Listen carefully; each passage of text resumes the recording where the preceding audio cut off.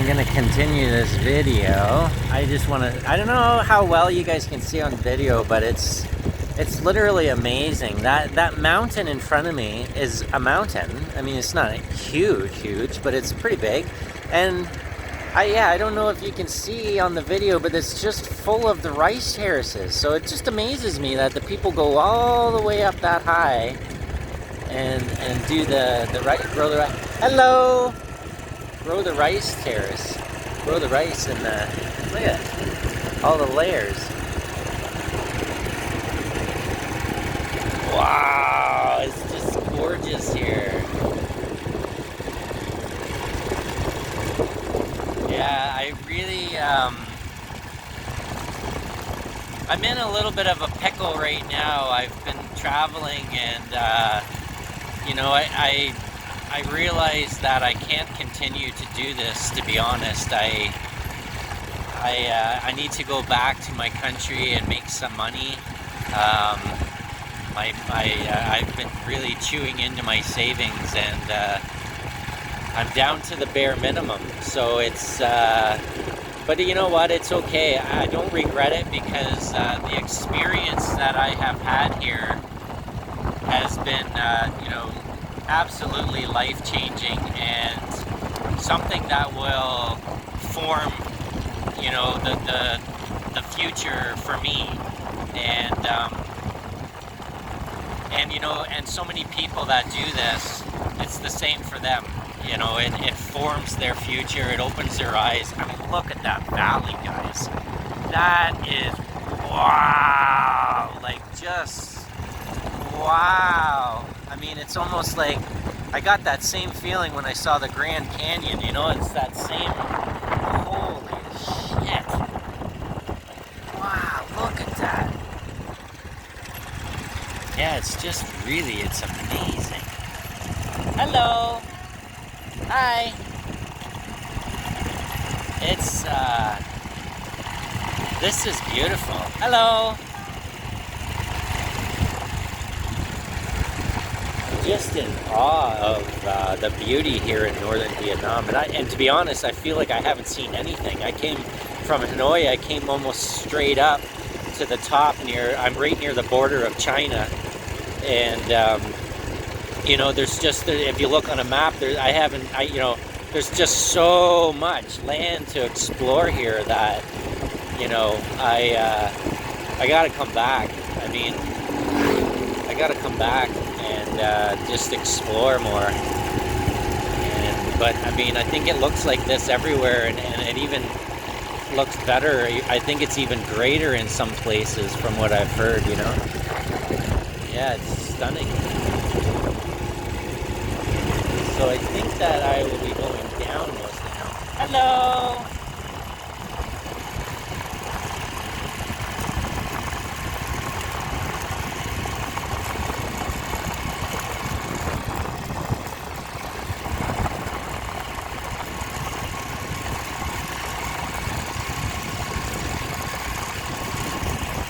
Yeah, you know, I realized that I got a lot of information while I was here. You know, it turns out that you know, the government's a little bit strict, and while I was staying at the homestay, you know, after a few days, the gentleman told me that I was supposed to, you know, that we were supposed to notify the authorities that I was there, and that I was supposed to pay a fee. It's like 10 American dollars or something, and you know, him and I we had to use Google Translate, but we had a bit of a conversation, and he doesn't really agree with it because, you know, he said like, oh, look, there's a snake going across the road. Oh, I almost hit it. It turned around. You know, he didn't agree with the rules, right? Because, and I said the same to him. I said, you know, if they make it more difficult for people to come here, they just won't come here. You know, I mean, foreign people like myself, you know, we could easily go to, you know, many countries that, you know, really are just, you know, happy to have people come here and help the people learn and teach, and, you know, and help teach, you know, technology, but also, you know, English and just all of those things, right? So, hello. the more difficult that they make it, the less, you know, and that's what he was telling me, actually. He was the one saying this to me, and I agreed with him, and I said that's true, you know. He said that they're actually, you know, not fighting, but they're trying to get the government here to let go of some of the restrictions or some of the rules and the policies, and not make it so difficult. And I mean, the village that I was in particular, I mean, they're all building. They've built this new road. They have nothing but beautiful homestays that they've recently built, and all these nice bungalows, and they're absolutely gorgeous. They have these beautiful beds inside with the beautiful linens, big nice duvet comforters that are warm. It's stunning, and it's stunning to look at. So, you know, people, they already pay, you know, you already pay for a visa. When I had to come here when I came for 30, I'm allowed 30 days to come into Vietnam. I had to get a visa. I had to apply for it ahead of time. And the only way they'd give me the visa is if I paid for medical insurance. So I had to pay for medical insurance, which was 50 American dollars. So that's what I was telling them too, is that I already pay. Holy shit. I should have, oh man. Whoa. Look at this. I already pay to come into the country, you know, where a lot of countries you don't have to pay at all. You just have to fill out the visa or whatever. Like Thailand, I didn't have to do anything. Cambodia, I remember we had to fill out a visa, I think, but it didn't cost anything, I don't think.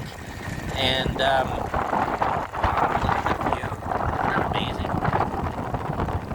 Wow, it's just mountain after mountain after mountain. Big, huge valleys. Oh, they're building something down there.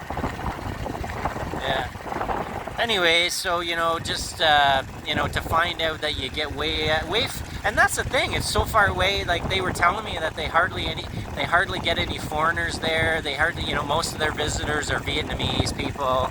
And so to have a fee that you have to pay to go to the village, yeah, I don't know. I mean, yeah, I mean, I understand, I guess, because it is a beautiful place, and they discovered a way to make some money, and maybe they just don't care whether people come or not. I don't really know. I don't know what the reasoning is, but anyways, I more or less, you know, yeah, I've been doing some talking and some sharing, but it's good. I think it's good knowledge to know for people that have never been here, that want to come here. First of all, it's a biker's paradise as far as, you know, in the right season. I think you definitely would be smart to research your seasons here. Like, you know, you don't want to show up in monsoon season and think you're going to have an incredible bike adventure, because that's probably not going to happen. But I mean, thankfully, and ironically, I don't know if it's ironically or if it's just luck or if it's whatever. I don't know what it is, but whatever. I lucked out, I guess you could say, and because I don't do any research. I'm kind of silly that way. I just believe it's all going to be okay somehow, and timing is everything, and when I'm supposed to be somewhere, I'm supposed to be somewhere, and when I'm whatever. So anyways, I was guided at the right time of year, I guess, to enjoy this beautiful place. It's been nothing but sunshine. I got a little bit of rain yesterday morning, but that was about it. Pretty much the whole time I've been in Vietnam has been nice and sunny, almost a month now. And again, today is no exception. It's just beautiful and gorgeous out. It's comfortable. So this is the season, I believe. So it's March. Wow! If you could only see that, ladies. If I had two hands, I'd zoom in. You know, the culture here. It's actually called the Hmong culture people, Hmong people, and they have their own language. And yeah, their outfits are just absolutely stunning. They're black, but just full of color. they've got all these designs and colors in them, and they're just gorgeous. And even the men's outfits are just amazing as well. They're very colorful, and wow, I'm just in awe. It's really beautiful here. Yeah, it's kind of sad to leave. I don't want to be leaving.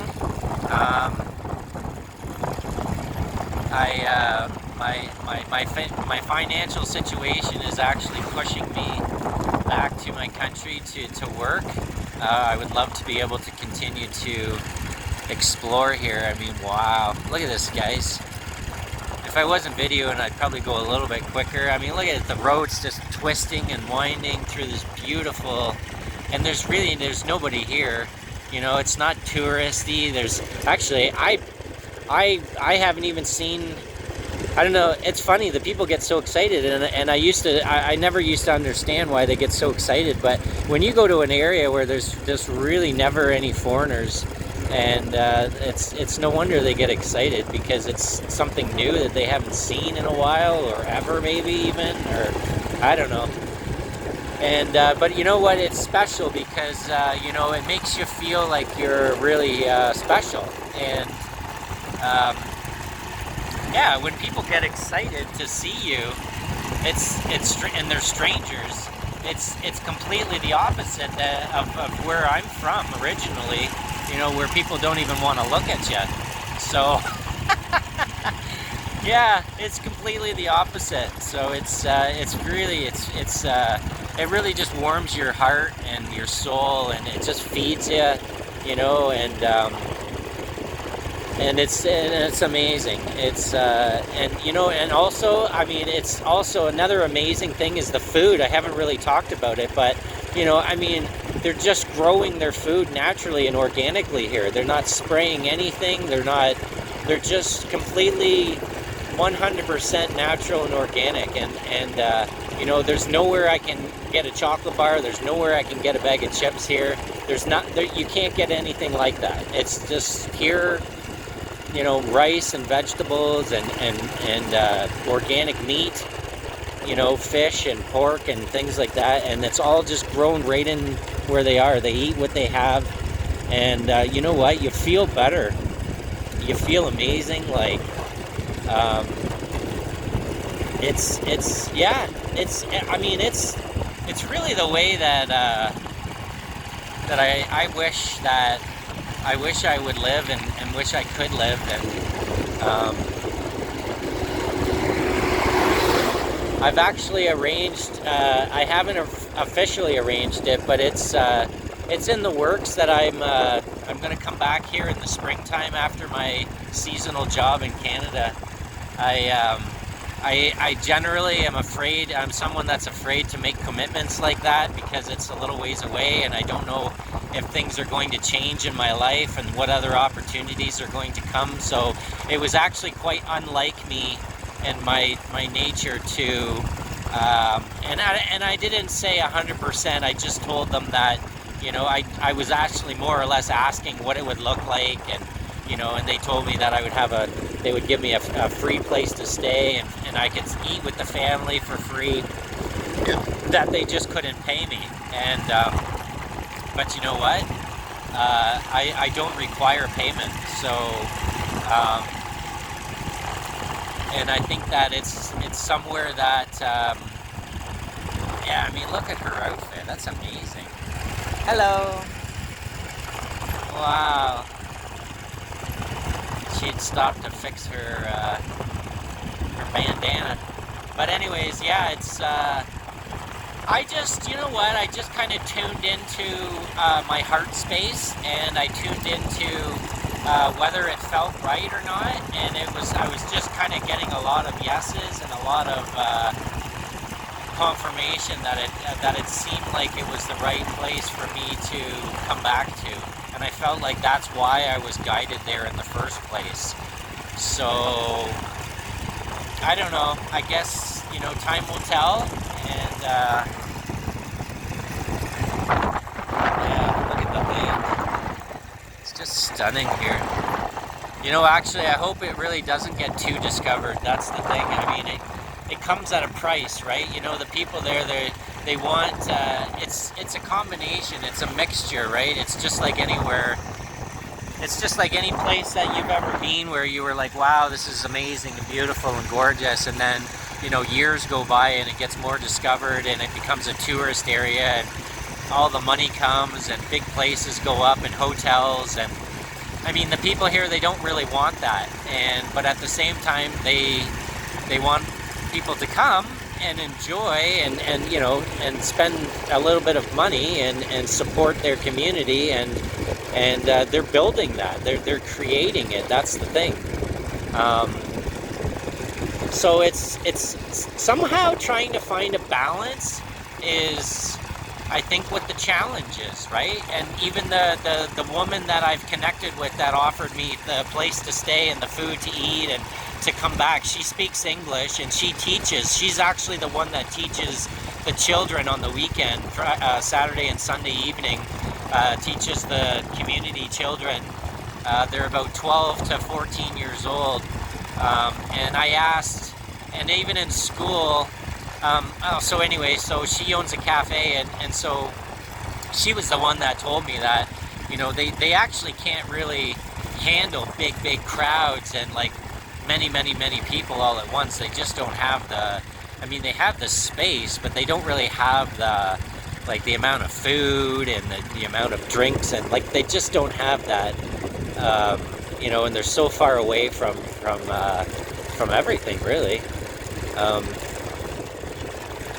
So anyways, and then, so what I discovered though is that they're teaching that, so they're only starting to teach English in the school at grade 6. So it's like, you know, 11, 12 years old is when the children are just starting to learn English. And I discussed it with her and said, like, and also the father where I stayed, the young family, and I was helping the children this morning. I don't understand, because, I mean, children at the age of, I mean, again, I'm not an expert, but the children at the age of 4 or 5, 6 years old that's the prime time. That's the prime time to be teaching them. Look at this gorgeous view. I mean, wow, the valley is just way down there. Look at this place. Wow, it's good. Wow. Holy moly, look at, there's a village down there. Can you see it? There's a village down there. Wow. I mean, yeah, I mean, like I said, guys, this is just, I always end up making these videos about me and my experience, but I guess that's what my channel's about. It is about my spiritual journey, right? And so this is a continuation. I mean, I'm still on it, right? Here I am in northern Vietnam. You know, a lot of people are afraid to come to these places, and I don't really, oh my gosh. Like, honestly, guys, I gotta stop. I don't even understand. My jaw is on the floor. Like, look at this. It's just sheer beauty. There's a giant mountain there, and oh my god, this road just twists. Like, it just goes all for miles. This is so wonderful.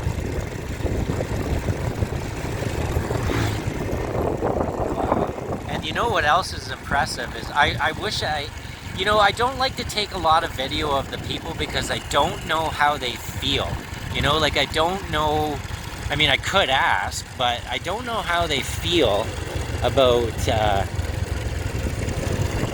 like, being videoed or pictures being taken or whatever. So I often just don't. But, you know, I watch them work, all the work they do, this impressive work that they do, carrying big, heavy things and, you know, transporting things and carrying people and just materials and all this stuff. They do it all by motorbike. A lot of it's done by motorbike, like these scooters, like the scooter I'm on.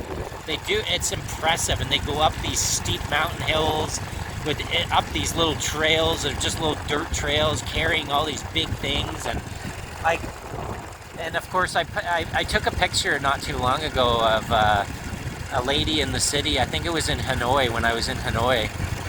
And sorry, I don't know if it was a lady or a man, it doesn't matter. I couldn't even see the person. There was so much I posted it on my social media, but it was so much like groceries, vegetables and things like that, and they were just like, it was just this massive amount of vegetables all piled up, all tied together on this motorbike.